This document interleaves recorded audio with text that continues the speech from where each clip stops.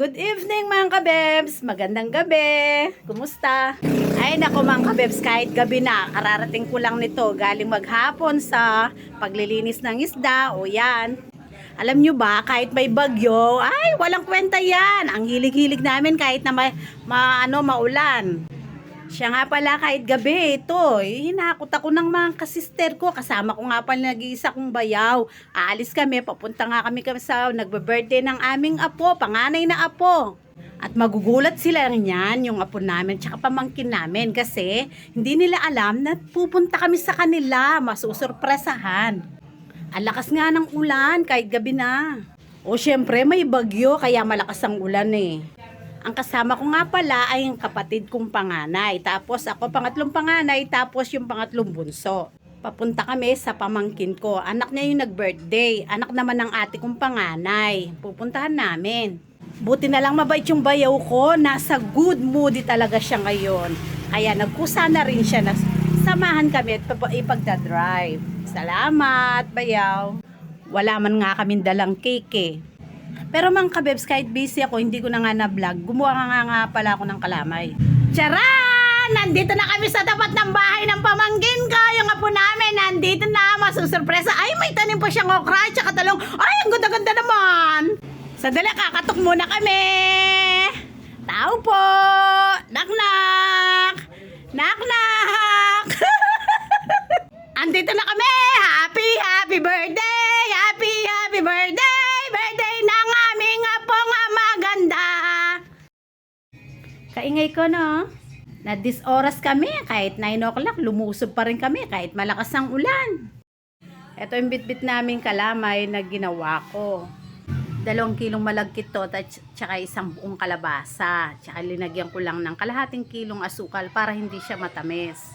Bibingkang kanin to, tingnan nyo. May ano siya sa taas. May latik. Bakit malungkot ang apo namin? Siyempre malulungkot din ang aming yung mga lola. Pag malungkot ang apo namin, malungkot siya dahil wala daw cake. Sabi ko naman itong dala naming kalamay, lagyan ko ng candle para dito na lang niya i-blow. Sabi naman ng apo ko, wag na raw. Okay na raw siya doon. Nakala namin kasi dahil malungkot siya, dahil wala siyang cake. Lahat naman ng aming apo pare-parehas lang pagka may birthday, kahit walang handa, wala kaming bigay na gift, okay lang sa kanila. Basta i-greet mo lang. Masaya sila mag-iina dahil nagulat sila na dumating kami dahil nga hindi nila alam. May dala kaming lechon manok, yun, kalamay, tsaka tinapay.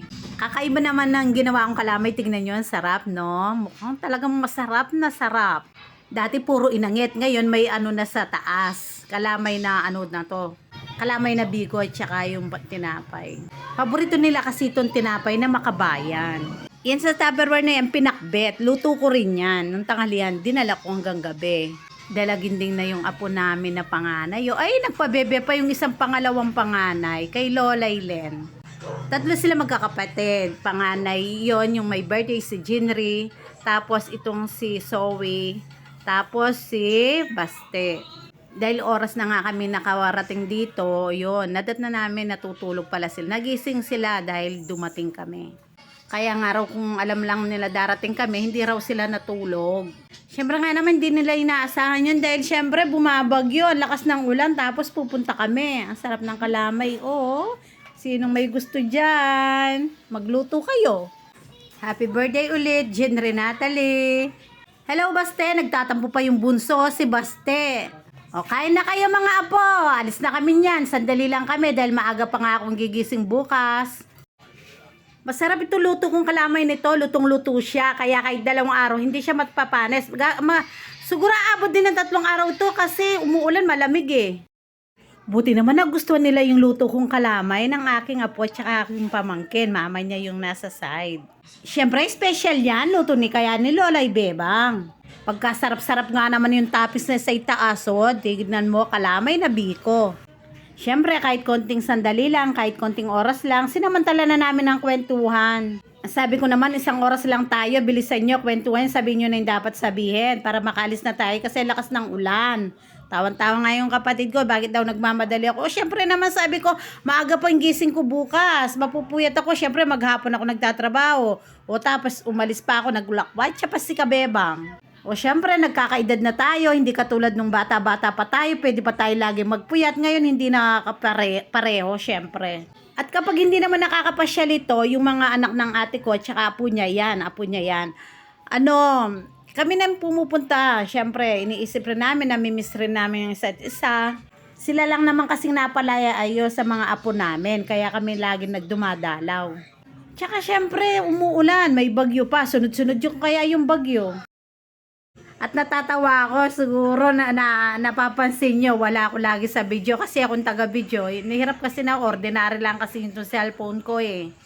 Kaya pag ako nag-video, kukunti lang yung picture ko o madalang lang nyo ako makikita. Ayan ang ate kong panganay, anak niya yung pinuntahan namin na may birthday. Magandang namamasyal paminsan-minsan yung sulitin yung maghapon. Natatawa sila sa akin kasi nga yung cellphone nahuhulog sa kakabidyo ko kasi binibitawan ko nga. Pag mayaman na ako, bibili ako yung yung pinapaano sa TikTok, yung pag nagbe-video ka, hindi mo na kailangan hawakan, kusang kahit saan ka magpunta, nabibidyoan ka, parang nag-scroll siya. Kasi wala pa akong budget, may git 1K yun eh. Pinag-iipunan ko pa. Kailan kaya yun? Kailan ko kaya mabibili yun? Yun ang pangarap ko. Para at least pag ako, nabibidyo na yung sarili ko kahit ako lang mag-isa. Yan yung cellphone ko, naka-steady lang yan, nakapatong dun sa tasa. Kaya voice over ko na lang yan dahil maingay kami dyan. Tawa kami ng tawa, sa kwento-kwentuhan. Pero kung kasama ko yung apo kong si Jairo na malikot, o yun, yan, siya daw video ko. Kaya nga dahil kahit oras na 9:00 na, hindi ko na sinama. At saka isa pa malakas ang ulan. Yan mga kasama kong vlogger, yung mga maliliit na chikiting mga apo ko, yung nasa profile ko. Haggard nga ako dyan. Biro mo, 3 weeks na akong puyat, maagang gising, tas maaga din na matutulog. Maaga akong tulog, pinakamaaga, 8:00. Tas gising ako ng 3:00. Siyempre, pahinga muna, magmuni-muni. Tapos sisilip muna ako sa mga nagla-like and share sa aking video. O siya nga pala, yung apo ko, ang ganda ng sulat niya. Ginagawa lang niya yung assignment niya. Siya lang mag-isa, napakatalino sa Zoe Amara. Congratulations, Zoe Amara. Tignan nyo naman, Hindi ba siya nagpapatulong? Mat ba yan? Minsan nga pag may assignment sila, i-discuss lang ng teacher nila, tapos patulong sila sa mama nila. I-discuss din kung paano nila gagawin. O na, sila na mag-a-answer. Madaling pumikap. Mabilis silang matuto. Napapansin nyo mga kabebs, 3 silang naka-headband. Silang 3 magkakapatid. Dahil birthday nga raw ni ate. Galing niya sa math, siya lang gumawa. Grade 3 si Jinri, yan panganay. Pangalawa si Zoe, grade 2. Tapos yung bunso, hindi ba siya nag-aaral? O siya, madam, inaantok na ako mga kabibs, mga madams, mga boss. Nagbe-beautiful eyes na yung mata ko, antok na ako dyan. At niyayaya ko na nga silang umuwi. Tayo na mga sister, uwi na tayo. Oras na, gabi na. Magising pa ako ng maaga bukas.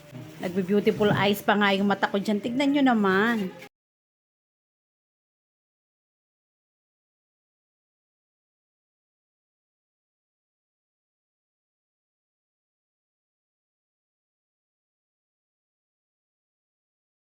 Huwag nga pala ninyo akong kalilimutan ni like and share sa aking vlog.